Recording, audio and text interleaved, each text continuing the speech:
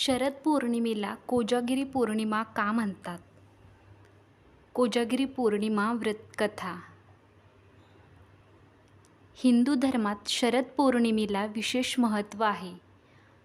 मान्यतेनुसार शरद पौर्णिमेला देवी लक्ष्मी ही तिच्या वाहनावर घोबडावर बसून पृथ्वीला भेटायला येते. परंपरेनुसार अनेक लोक शरद पौर्णिमेला घराच्या गच्चीवरही खीर किंवा दूध ठेवतात, कारण या दिवशी चंद्राची विशेष पूजा केली जाते आणि तिच्या प्रकाशात खीर ठेवण्याचे विशेष महत्त्व आहे. शरद पौर्णिमा ही अनेक नावांनी ओळखली जाते. शरद पौर्णिमेला कोजागिरी पौर्णिमा असेही म्हणतात. पण या लेखात असे का म्हटले जाते ते सांगणार आहोत. शरद पौर्णिमेला कोजागिरी पौर्णिमा, रास पौर्णिमा, लोकी पौर्णिमा आणि कौमुदी व्रत असेही म्हणतात. कोजागिरी या शब्दाचा अर्थ जागणारा असा होतो का, याबद्दल आपण बोलूयात. यामागेही एक लोककथा आहे. एका हिंदू राजाला आर्थिक संकटांचा सामना करावा लागतो, ज्यामुळे त्याची संपत्ती कमी होऊ लागते. राजाची चिंता आणि त्याचा त्रास पाहून राणी उपवास करते. त्यानंतर ती रात्रभर जागते आणि लक्ष्मीची पूजा करते. मग राणीच्या उपासनेने आणि तिच्या व्रताने देवी लक्ष्मी खूप प्रसन्न होते आणि राणीच्या पतीला म्हणजेच राजाला आशीर्वाद देते, जेणेकरून त्याच्या राज्यात कधीही संपत्ती किंवा समृद्धीची कमतरता भासू नये. या कारणास्तव अनेक लोक शरद पौर्णिमेच्या रात्री जागरण देखील करतात. काही पौराणिक कथांनुसार शरद पौर्णिमेच्या दिवशी समुद्र मंथनाच्या वेळी देवी लक्ष्मीचा जन्म समुद्रातून झाला होता. त्यामुळेही या पूजेला विशेष महत्त्व आहे असे म्हणतात की कोजागिरी पौर्णिमेसाठी अनेक ऋषीमुनींचा असा विश्वास आहे की या रात्रीच्या चंद्रप्रकाशात आश्चर्यकारक उपचार शक्ती आहेत आणि ते मन आणि आत्म्यासाठी फायदेशीर आहेत. काही भागांमध्ये नवविवाहित महिला आणि अविवाहित मुलीही या पूजेचे व्रत ठेवतात. असे मानले जाते की या दिवशी पूजन केल्याने घरात सुखसमृद्धी सोबतच चांगला पतीही प्राप्त होतो.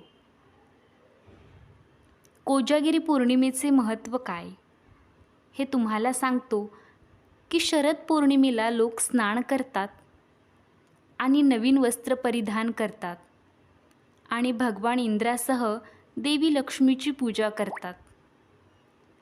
शरद पौर्णिमेला दिवसभर पाळल्या जाणाऱ्या व्रताला कोजागिरी व्रत असंही म्हणतात. काही लोक पूजेसाठी अनेक दिवे लावतात. या रात्रीच्या चंद्रप्रकाशाला अमृतवर्षा असेही म्हणतात. म्हणून लोक संध्याकाळी दूध आणि तांदळाची खीर बनवतात. शरद पौर्णिमेला चंद्राच्या किरणांमध्ये खीर ठेवण्याची फार जुनी परंपरा आहे. अनेक लोक चंद्रदेवाचीही पूजा करतात. असे मानले जाते की चंद्रदेवाची पूजा केल्याने घरात धन आणि अन्नाची कमतरता भासत नाही. तर ही होती शरद पौर्णिमेशी संबंधित माहिती. कोजागिरी लक्ष्मी पूजन व्रतकथा. ती म्हणजे अशी की पौराणिक कथेनुसार एका सावकाराला 2 मुली होत्या. दोन्ही मुलींनी पौर्णिमेच्या दिवशी उपवास केला होता. पण मोठ्या मुलीने पूर्ण व्रत पाळले आणि धाकट्या मुलीने अपूर्ण व्रत पाळले. अपूर्ण व्रतामुळे लहान मुलीचे मूल जन्माला येताच मरायचं. तिनं आपली ही व्यथा गुरुजींना सांगितल्यावर त्यांनी सांगितले की अपूर्ण उपवासामुळे असे घडत आहे. पौर्णिमेच्या दिवशी पूर्ण व्रत पाळल्यास तुमचे मूल वाचू शकते. यानंतर तिनं पौर्णिमेच्या दिवशी पूर्ण व्रत पाळले आणि तिला अपत्यप्राप्ती झाली. परंतु काही दिवसांनी त्याचेही निधन झाले. तिने त्या मुलाला एका पाटावर झोपवले आणि त्याला कपड्याने झाकले आणि मग मोठ्या बहिणीला बोलावून घरी आणले आणि तिला त्याच पाटावर बसायला सांगितले.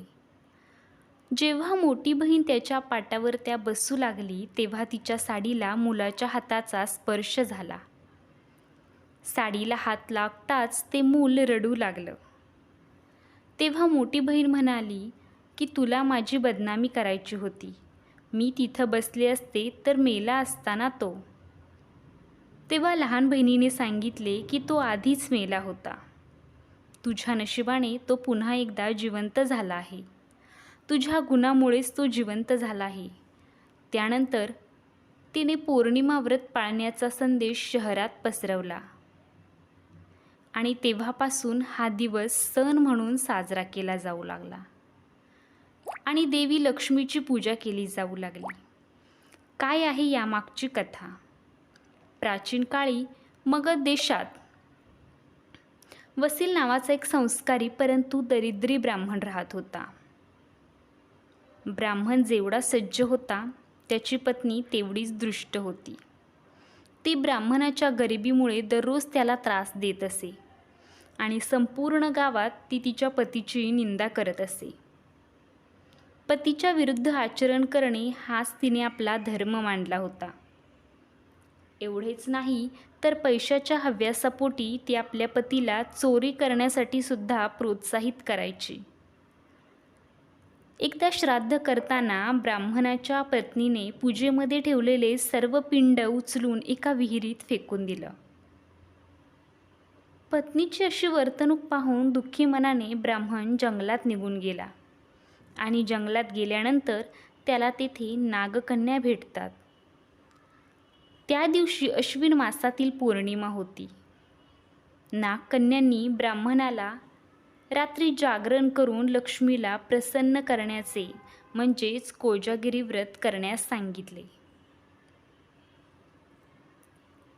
ब्राह्मणाने विधिव्रत कोजागिरीचं व्रत केलं. या व्रताच्या प्रभावाने ब्राह्मणाला अपार धनसंपत्ती प्राप्त झाली. भगवती लक्ष्मीच्या कृपेने त्याच्या पत्नीचीही बुद्धी शुद्ध झाली आणि ते दाम्पत्य सुखाने संसार करू लागले. अशी आहे ही शरद पौर्णिमेची कथा.